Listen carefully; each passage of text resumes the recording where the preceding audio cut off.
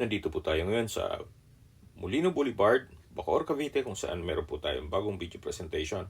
Isang residential property na corner lot.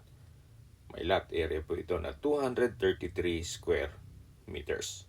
Ito po titulado, buhay po ang may-ari, kaya wala po kayong magiging problema sa documentation o sa transfer ng title. Patag na patag po ang lupa, kaya usable po lahat.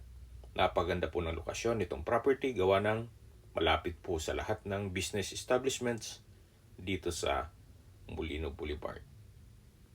Marami po kayong pwedeng i-project dito gaya ng apartment, pwedeng gawing opisina, o di kaya garahe. So depende po yan sa inyo kung ano magiging project nyo once na ma-acquire nyo ito. Binebenta po ito ni owner sa halagang 4.5 million pesos net. Kung may mga katanungan po kayo, tawag lang po kayo sa aking numero. Maraming